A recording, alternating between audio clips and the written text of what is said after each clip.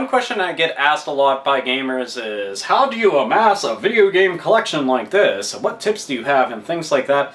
And I've answered a lot of those questions often enough that I decided, why not just make an entire video based off of video game collecting tips and what have you? So that's what the entire point it is. So here we go. One handy device that you can have with you is your cell phone. Most people have their cell phone on them whenever they're out and about. So what should you do with your phone? If you have an iPhone, an Android phone, or even a BlackBerry, a Windows phone, okay, all of them have apps to be able to go to one of two places online to be able to help you. Now it's Amazon.com and eBay.com. Get both of those apps on your phone immediately and put them for easy access. What you do is, if you're not sure about the price of a game, just go and compare the prices online. I do that all the time. If I'm unsure of something, I'm just like, I wonder if I'm getting the best price on this. Go look it up on both of those, compare the price to what you're looking at right there, and if it's something newer that you want to compare to other things at, like, you know, Walmart or Best Buy or GameStop or whatever other game retailer and everything, all you have to do is pull up your web browser, assuming that you have internet access on your phone, pull up the web browser and just go on there and look. It may take an extra minute or two out of your day to be able to look this stuff up, but if you want to guarantee yourself that you are getting the best deal possible, this is one of the best things that you can do and will help you save a lot of time and a lot of money whenever you're collecting games. I will tell this to any retro gamer out there whatsoever, whether you already have retro games as it is, or if you plan on getting into retro games, you want to get an old style tube television. Now what do I mean? I mean like the old TVs, not the flat screen TVs. Get a tube television. Now here's the thing, you need to get the older kind, okay, because when they made the tube televisions, they actually made the glass flat after a while. You don't want that kind. Get the kind that's bubbled out like that. Like an ass. Oh yeah. But get one of those kind of TVs. There's one major reason why. See, whenever you're hooking up older game consoles, say the Nintendo or the Sega Master System or the Genesis or the PS1, okay, all those systems, they have guns for them. The Zapper and the Menacer and the Gun-Con, the Justifier and all that. Okay, all those guns do not work well on any other kind of TV except for that one right there. So you want an older style television to be able to hook that up. And I mean, you can get those older style televisions at thrift stores for dirt ass cheap, or at flea markets. Hell, if you don't have anything like that near you, go on Craigslist. That's all you really have to do. I mean, for me, I went and I got one. I plan on getting a much bigger one though. I'm going to end up getting a 36-inch, and the most I'll pay, like 25 bucks. Not too bad, really, you know, considering like the sheer size of the TV, but it's a good way to be able to enjoy all your classic games on a TV that size. Now, granted, you're going to want some help carrying it, because I mean, even if you got some muscles and everything, those things are like a fucking beast. It's kind of like taking a cow and picking up and carrying it about, even though it's got a plug and everything. But seriously, it's absolutely heavy, so make sure that you have somebody to help you. But yeah, an old style tube television, they're an absolute must. Now, most people limit themselves on where to go to buy games. You shouldn't. There's a wealth of options out there, but it's mostly dependent on your location. I know that everybody doesn't have the same exact options depending on where they're at, because you could be in a different country watching this right now. You could be out in the sticks in East Kabumfuck in the middle of the woods. So naturally, you know, your options are going to differ, if not, you know, be completely barren. But what you want to do is look online. There are tons of sites online that you can go to from, you know, actual game retailers that will sell specifically just video games. There is Craigslist, like I had mentioned before. There's websites that you can go to where you can trade with other people. You know, you do take the slight gamble that they may not send you something, or they'll send you junk, but it's something that you're pretty much going to have to work on a trust factor. Then take into account that there's local game stores everywhere, but the one major thing that I'll never pass up, and I found tons of goodies at, and that's thrift stores and flea markets. Now, if you've never been to a thrift store or flea market, you really should. It is a lot of secondhand stuff, but here's the thing. There are people that will just get rid of anything, and a lot of times you can find a great deal. It's really good for people that are into retro video games. If you're trying to go back from like 32-bit generation all the way back, this is pretty much like a those are key places for you to hit up and find stuff. I find stuff there all the time, genuinely. As a matter of fact, the one thrift store that I go to is a Goodwill, and the Goodwill carries PS2, GameCube, PS1, Super Nintendo, Nintendo. They'll have game consoles, and they even get things from Target. Brand new stuff. I mean, like, I saw Super Mario 3D laying there. Like, that's insane. They had it there for $15. That's pretty awesome. But think about this, you know, if that's the kind of stuff that you want, and they have set prices in all those stores, you know, they're not just going to go and mark it up. Now, some thrift stores that you go to, mind you, I was just referring to Goodwill right there, some thrift stores, I mean, you might be able to haggle the price, or, you know, they're going to just up the price a whole bunch just because, well, it's their store, they can do whatever they want. But in general, it's a really good place to be able to look through, and again, go online and, you know, just do a search on Google or Bing or Yahoo or something and see about places within your general vicinity, how far you're going to have to drive and whatnot, and see what video game stores are nearby or places that may in fact sell them.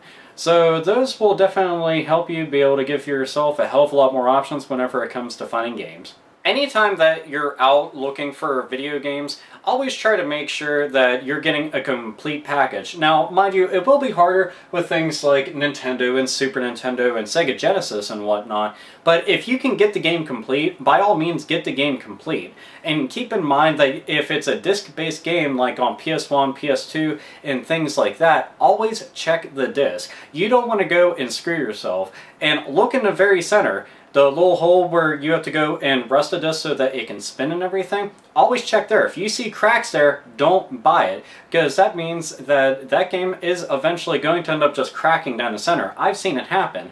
Now, granted, I have one game that is like that, and it hasn't messed up on me yet. I didn't realize that until much later on, but the thing is, I have seen discs like that happen to just break on somebody whenever they were putting in, because they pushed down and just cracked right into where the actual data on the disk is, and that's not something you want to deal with.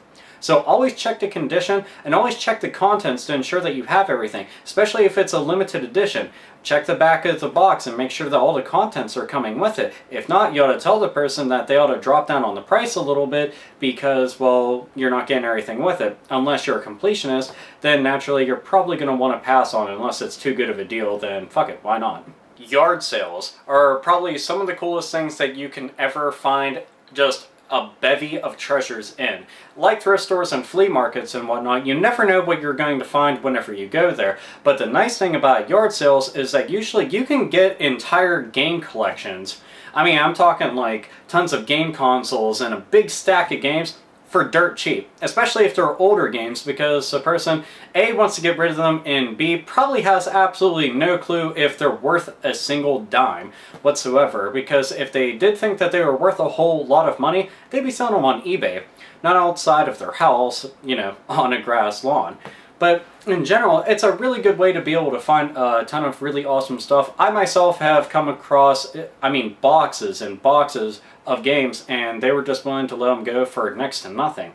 Why? Because they want to get rid of them. So you're technically doing them a favor, and in return, you're getting done a really good favor because you're getting a whole ton of really badass stuff. So in general, yeah, keep an eye out for yard sales because you never know what you're going to find there.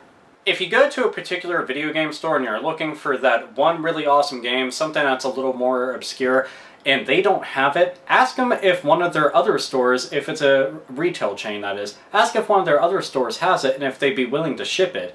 Because here's the thing, most stores around my area at least, they're willing to ship things. I've gone to a GameStop and they were willing to ship from another GameStop that was several states away to that store. Just recently I got Radiant Historia. That game's not easy to find. But here's the thing, I did manage to get it because they called around to several other stores. Just so happens that the people that were working at the GameStop are friends of mine from years ago, so they did me a really good favor there. The thing is, not just there, but there's other stores. If there's a chain of stores and, you know, they may have it at another one, see if they'll ship it. Sometimes they'll ship it for free there, and not only will that save you on gas for traveling, but the fact is that you're going to be getting something really hard to find that everybody else is going to want to get their hands on. They don't know it's at some other store. So that kicks ass for you, and in general, it's just really awesome. When you're online buying games, especially if you're on something like eBay, see if the seller is selling anything else in video games that you're interested in, because one of the things that'll kill on buying games online is the shipping. If they do combine shipping, this is something that can help you a great deal, because keep in mind, if shipping on a game is $4 and you're paying next to nothing on several different games, but the $4 shipping, that's going to add up, especially if you go and you buy, what, 3 games? That's $12 in shipping right there. That's not something most people are going to be okay with parting with, especially if they only paid like $2 per game. And the shipping's going to cost double on each game. So you have to go and do the math on stuff like that. Make sure to contact a seller about that. If you see that there's also games that do not get sold, like the bidding goes down and it ends right there, but it didn't sell, contact the seller and see if you're able to go and negotiate something and buy the game outright from them for even cheaper than what they had it set for, because that'd be an easy way to obtain a game for cheap and pretty much save yourself a lot of time and money. If you do end up obtaining games for really cheap, but the disc shape is in, pretty much the worst for wear, there is a couple things that you can do about this. Now, they do have that one device, the Disc Doctor. Do not use that. It's a piece of junk, and all it's going to do is end up messing up your disc. But there are places that will go and help you basically do disc repair. They end up shaving the game down ever so slightly and will get rid of most of those scratches. Now, keep in mind that some scratches are just too deep, and it's very easy to be able to tell. All you have to do is take your fingernail ever so lightly, just run it along the back of it. And you want to be careful in doing that because you don't want to press too hard, because you yourself will end up scratching it. But this is a good way to be able to test, A, how deep the scratches are and if the disc is going to play or not. If it turns out that it's not going to, again, negotiate the price because the disc may or may not work. On top of that, go and see how much you can get getting these discs done in and pretty much make them in brand new working order, because that's something that you really want to do. A lot of places such as video rental stores, if you have any near you, a lot of those places will have it. So just do a quick search online for disc repair and see if there's anywhere around you that'll offer the service. And if you can, take in a stack of games, because sometimes they'll cut down on the price because you're coming in with so many. If you're online on something like Craigslist and you see that there's an ad where somebody's selling a large lot of games and they have everything individually priced, see if you can go and knock the price down by buying everything outright for one set price that's obviously cheaper than everything that they have listed individually. Because for that person to be able to sell everything individually, it's not going to be as easy of a task, but if you are willing to just go and give them one lump sum to buy out everything, then you can usually save yourself a lot of money by doing that. Another thing is, you can also do this while at flea markets, because if you see all the games are individually priced, why don't ask them, well, would you let me buy those 3 games for $5 instead of the regular $2 a piece? They may end up going and giving you a deal. You save yourself a couple dollars and you can go and put that towards something else. Hell, you can even put it towards other games. But in general, it's all about saving money and trying to get the most bang for your buck. When it comes to buying retro consoles, or even newer consoles really, find a way to be able to test it before you buy it, and make sure that you have a game on hand to be able to play inside of the system. Make sure that the controllers work, shake them, make sure there's no moving parts in there that are jingling around and everything, and check inside of the system, see if it's dirty or not. If it's a cartridge-based console, check the contacts and everything. Make sure there's no rust, because if those get exposed to any kind of moisture, a lot of times it's going to be hard for the cartridge to be able to be read. And that's something you really don't want to deal with, and you want to have to invest a lot more time and sometimes money into going and getting that fixed. Meanwhile, you could have just, avoided it altogether and got something that was a lot better. But always make sure that you check the product before buying it. Make sure all the wires are in good shape and they're not tangled or have any kinks in them, because if that happens, well, not only could that be a hazard fire-wise, but in general, if it's like the controllers or something, it may not end up reading the controller inputs after a while, so you'll have to go and replace it anyway.